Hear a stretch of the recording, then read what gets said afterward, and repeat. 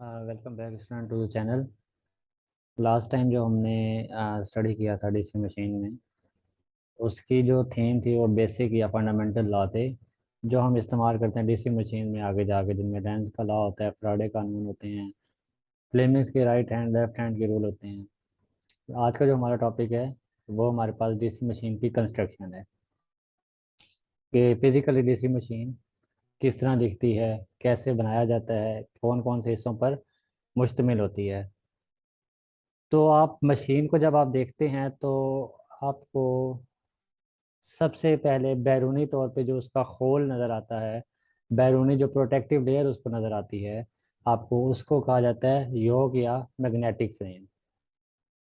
जो उसकी सबसे बैरूनी खोल आपको नज़र आ रहा होता है मशीन पे, वो उसका योक या मकनातीसी फ्रेम कहलाता है। अच्छा, इसमें एक चीज़ क्लियर कर लें, डीसी मशीन की बात हो रही है, ना कि डीसी जनरेटर या डीसी मोटर की। कंस्ट्रक्शन में दोनों सेम होती हैं, फंक्शनैलिटी डिफरेंट होती है। सबसे बैरूनी हिस्सा उसका योक या फ्रेम कहलाता है। योक या फ्रेम के अंदर आपने नस्ब किए होते हैं पोल और पोल कोर। ये आपने वेल्ड भी कर दिए जाते हैं योक के साथ पोल और पोल कोर को, या इनको आप स्क्रू की मदद से भी जोड़ देते हैं। पोल के साथ, पोल कोर के साथ फर्दर आपके पोल शू जुड़े होते हैं। इन सब की फंक्शनैलिटी हम आगे बारी बारी देखेंगे। तो इन्हीं पोल जो कोर होती है, इसके ऊपर आप फील्ड वाइंडिंग की जाती है जो आपकी मैग्नेटिक फील्ड क्रिएट करती है।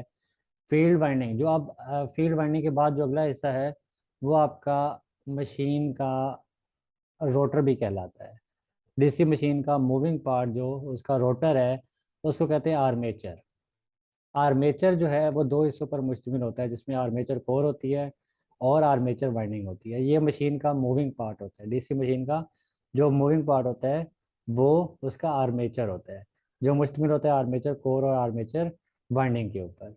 आर्मेचर के साथ ही एक पार्ट लगा होता है, एक हिस्सा लगा होता है जो आर्मेचर के साथ ही मूव करता है, उसको नाम दिया जाता है कम्यूटेटर का। वो कम्यूटेटर कहलाता है। कि इसके अलावा जो मशीन में लगाए जाते हैं वो ब्रश और बेरिंग यूज़ होते हैं। इंटरपोल्स या जिनको कम्यूटेटिव पोल्स कहते हैं वो यूज़ होते हैं। और उसके अलावा एक शाफ्ट, लोहे की सलाख होती है, शाफ्ट, जिसके ऊपर रोटर की असम्बली या आर्मेचर की असम्बली होती है, जिसको शाफ्ट कहते हैं, वो यूज़ की जाती है। सबसे पहला जो इसका हिस्सा है वो योक या मैग्नेटिक फ्रेम है। इस तस्वीर से आपको वाज़ेह हो रहा है जो सबसे बैरूनी इसका होल है, जो कवर है इसका प्रोटेक्टिव कवर, वो इसका मैग्नेटिक फ्रेम या योक कहलाता है। इसी के अंदर आपको, जिस तरह मैंने पहले अर्ज की है, इसके अंदर आप पोल कोर और पोल शू को वेल्ड कर देते हैं, या आप इनको किसी स्क्रू की मदद से टाइट करते हैं। इसके ऊपर आप फील्ड वाइंडिंग कर देते हैं पोल कोर के ऊपर। उसके अंदर जो मूविंग पार्ट या रोटेटिंग पार्ट होता है मशीन का, वो आपका आर्मेचर कहलाता है। आर्मेचर के साथ आपके कम्यूटेटर जुड़ा होता है। बस इसके अलावा जो आपके पास हिस्से होते हैं, कम्यूटेटर, ब्रशेस, बेरिंग, इंटरपोल्स, ये सब शामिल हैं। ये इसकी एक स्कीमेटिक सी डायग्राम दिखाई हुई है। तो सबसे पहले बात करते हैं हम मैग्नेटिक फ्रेम की, जो योक भी कहलाती है। इसको जो इस्तेमाल करने का मकसद होता है वो मशीन को किसी भी बैरूनी असर से महफूज रखने के लिए, बैरूनी डैमेज से महफूज करने के लिए, बैरूनी चोट से महफूज करने के लिए हम इसको इस्तेमाल करते हैं। ये इसका प्राइमरी मकसद होता है। क्या इसको हम बाहर से किसी भी मैकेनिकल स्ट्रेस से महफूज रखने के लिए, सेफ रखने के लिए इसको इस्तेमाल किया जाता है। और ये मशीन के जो बाकी अंदरूनी हिस्से होते हैं, जिनमें आर्मेचर, जिनमें पोल आपके पास आ जाते हैं, जिनमें कम्यूटेटर आ जाता है, उनके लिए एक प्रोटेक्टिव लेयर के तौर पे काम करती है। और सेकेंडली जो आपका योक या मैग्नेटिक फ्रेम होता है, ये एक एयर गैप प्रोवाइड करता है। ये एक पाथ प्रोवाइड करता है। किस चीज़ को? मैग्नेटिक फ्लक्स को गुजरने के लिए ये पाथ प्रोवाइड करता है थ्रू आउट द मशीन। यानी कि जो मशीन में पोल्स आपके लगे होते हैं, पोल्स में जो मैग्नेटिक फील्ड आपकी प्रोड्यूस होती है वो इस जो आपका योक है, इसके अंदर जो एयर गैप है उसके थ्रू सर्कुलेट करती है मशीन के अंदर। तो जो योक इस्तेमाल किया जाता है योक बनाने में मटेरियल, वो मटेरियल आपके पास छोटी मशीनों की बात की जाए, छोटी मशीनों में ये कास्ट आयरन की बात की जाती है, जहाँ हम कास्ट वगैरह को इतना मलहूज़ खातिर नहीं रखते, उसमें ये जो छोटी मशीनें हैं कास्ट आयरन इस्तेमाल की जाती है, कास्ट स्टील यूज़ की जाती है, या बड़ी मशीनों की बात की जाए तो उसमें रोल्ड स्टील भी इस्तेमाल की जाती है।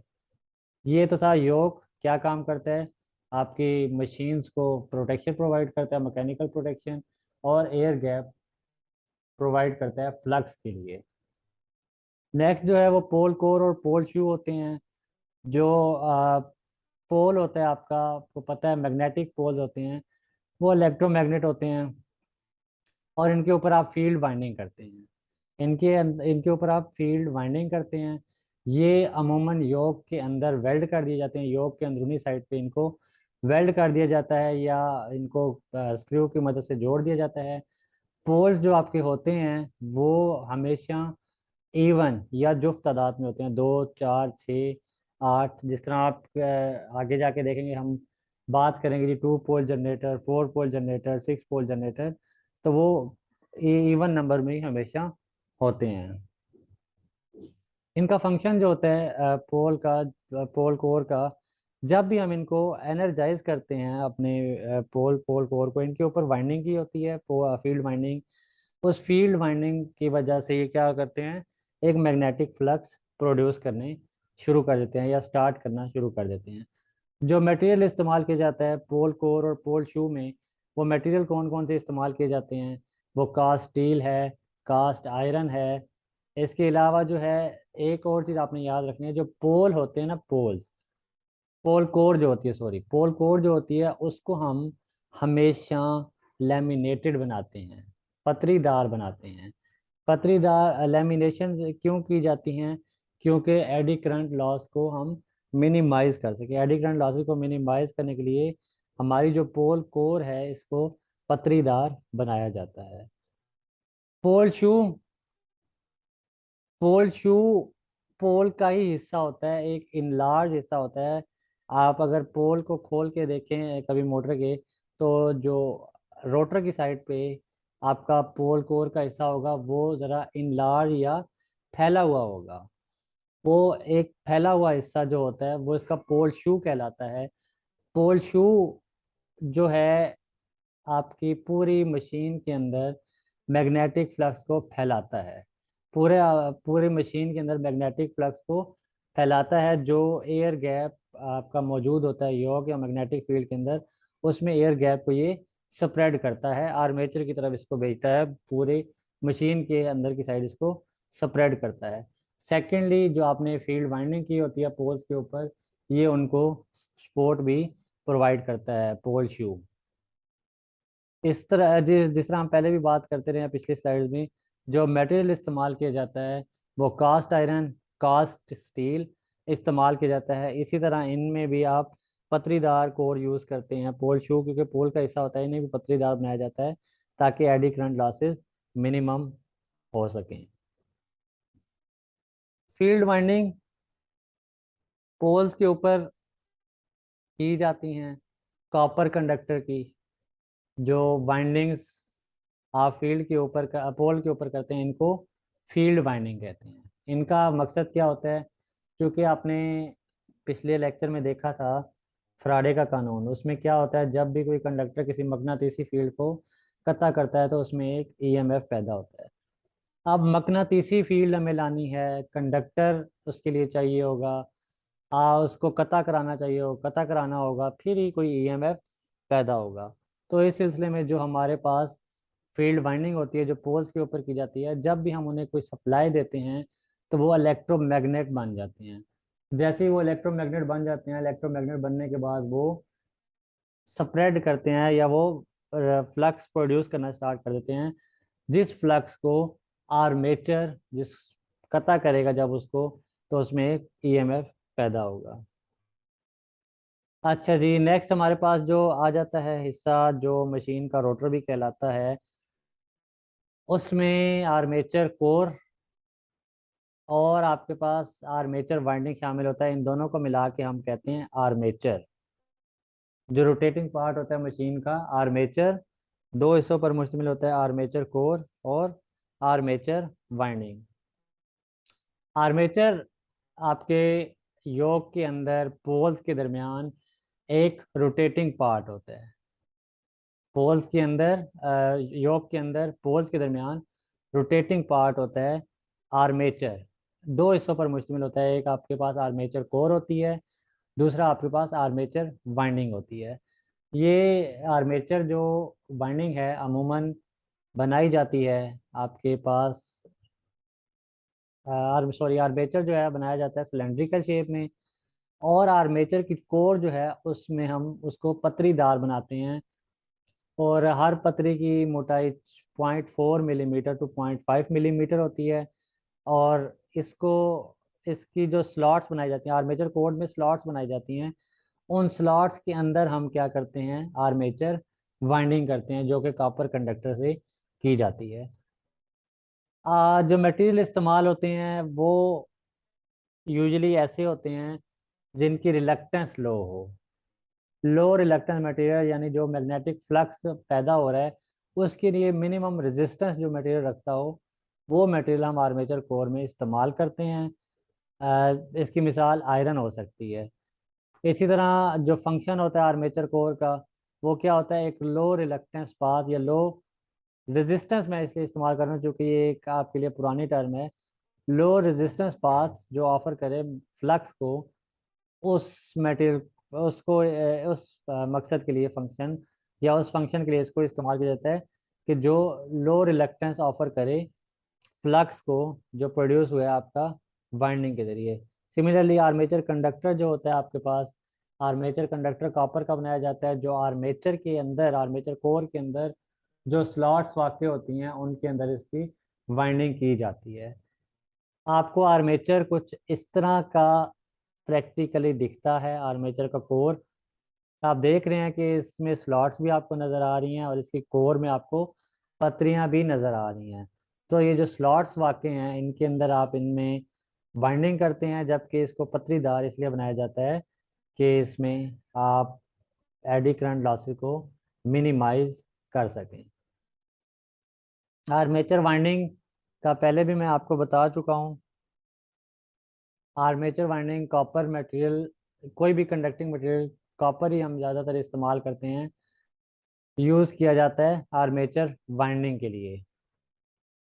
हर स्लॉट्स में आप हर स्लॉट जो यहाँ पे दिखाई गई है, हर स्लॉट में आप इसमें वाइंडिंग करते हैं, फिर उन वाइंडिंग्स को आप म्यूचुअली इंटरकनेक्ट करते हैं, तो आपके पास एक आर्मेचर वाइंडिंग वजूद में आती है।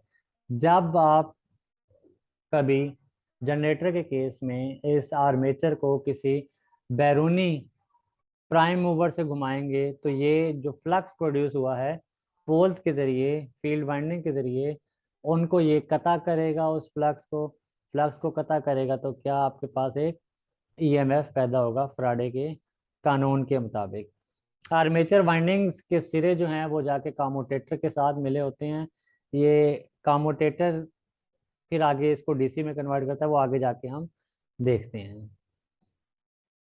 हाँ जी, अगला जो पार्ट है आपके पास वो है कम्यूटेटर। कम्यूटेटर जनरेटर आपके पास जो भी होते हैं AC DC, they usually produce AC output produce करते हैं। तो डीसी के केस में उस एसी को हमें यूनिडायरेक्शनल बनाने के लिए क्या किया जाता है, हम उसमें आर्मेचर के साथ कम्यूटेटर यूज़ करते हैं।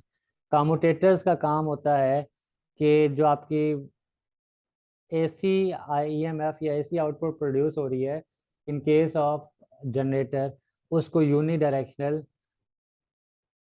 यानी कि डीसी में कन्वर्ट कर देगा। इसके साथ कम्यूटेटर जुड़ा होता है आपका आर्मेचर के साथ। आर्मेचर की वाइंडिंग जाके कम्यूटेटर पे मिलती हैं। कम्यूटेटर का काम होता है एक तो जो एसी प्रोड्यूस हुई है उसको डीसी में कन्वर्ट करना, और दूसरा आपके पास इसका काम होता है आर्मेचर से इनपुट लेके, एसी इनपुट लेके लोड तक, या जो आपका एक्सटर्नल सर्किट है उस तक डीसी आउटपुट पहुंचाना।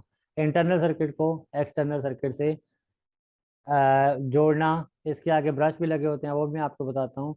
इसका काम कम्यूटेटर का होता है कि वो एसी इनपुट लेके बैरूनी सर्किट में डीसी आउटपुट प्रोवाइड करता है।